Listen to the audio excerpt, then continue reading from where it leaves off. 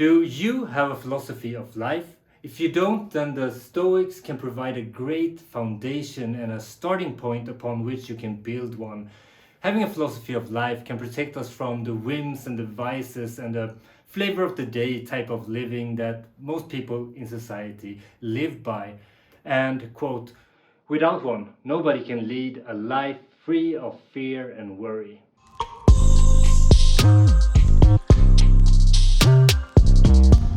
Hi and welcome to the Book Lab. I'm Björn. This is the place where we bring you the best book recommendations when it comes to philosophy, psychology, human nature, and human potential. And today we are talking about Seneca's classic book, Letters from a Stoic. And in today's video, I'm going to share my main takeaways from this book. It's an old book, it's 2000 years old. Here we go.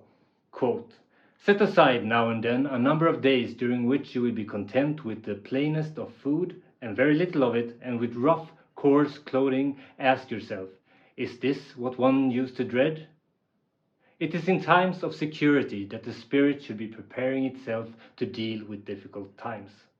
By depriving ourselves of basic comforts from time to time, we can prepare ourselves for tough times, we can learn to appreciate what we already have, and we can eliminate irrational fears. This concept is more commonly known as voluntary discomfort, and voluntary discomfort is a topic that I'm very passionate about, and actually I did a full video about books on the topics of voluntary discomfort. I put a link in the description below if you want to check that out. And while you're down there, you can like, subscribe, share this channel. It will help the algorithm understand that books are important and they show it to more people. Negative visualization is another interesting Stoic concept. It is the habit of imagining vividly the worst possible things happening to you, to your loved ones, to your belongings, in order to prepare the spirit for adversity. It might sound masochistic, but there is a point to it. It's to prepare ourselves emotionally for the challenges that life throws at us. And in one of my favorite letters in this book, Seneca talks about the impermanence of the world. His friend has seen his whole city burned to the ground in a single day. Seneca admits that even though, as a Stoic, we are taught to practice negative visualization, we often ignore black swans.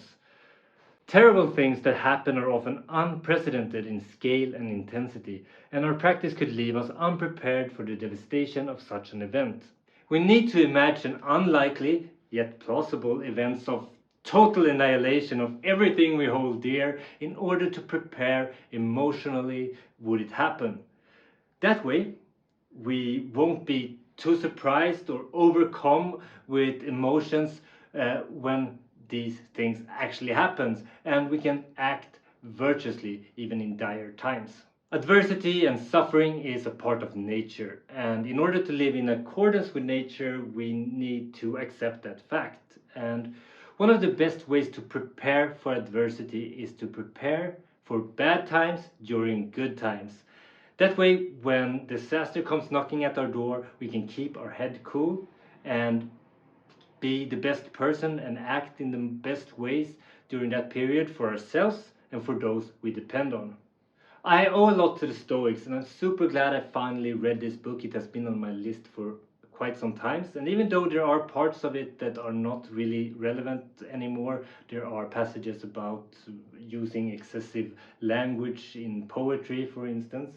There's so much. This book is 2000 years old. There is so much that is still applicable, and it contains so much worldly wisdom that you should not miss out on this one.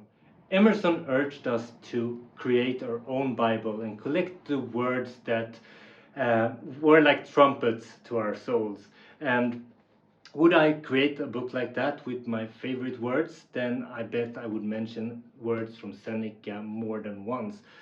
This is a very impactful book, and it's has a lot of practical qualities as well, and that's one thing that I appreciate with the Stoic philosophy, is that it's a practical philosophy that solves problems that we actually face every day and gives you great mindsets that can improve your overall life.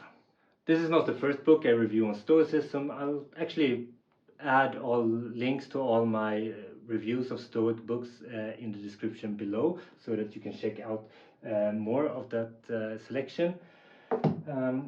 Yeah, I was out last week, so I missed a week. That I won't let it happen again. We had some family emergencies and stuff. You see, I'm a little bit behind with the shaving and all of that, but the show will go on, and next Thursday I will be back. I'm currently reading Eric Fromm's Escape from Freedom, a psychology book about why, after we've been fighting for freedom, personal freedom, for a long time. And once we finally attained it, after centuries of fighting, we willingly gave it up. Why is that? Why did fascism rise, Nazism, the Chinese communists? What in the human psychology makes us want to give up our freedom? That's what this book is about. I will have a review up very soon by Eric Fromm. I'm also reading this book, Finite and Infinite Games. It's a fantastic little philosophy book, a vision of life as play and possibility. This will be one that is really tough to review. It's very philosophical, super interesting, but I have no idea how I can make the knowledge from this book my own and present it back. So that would be a challenge. So I really need to study this one in order to be able to share some meaningful stuff from it. I enjoy it. It's super good. So let me know what you're reading in the comment below and share some book tips. I always enjoy that. I love getting tips from you guys. So see you next Thursday. Until then, Björn out.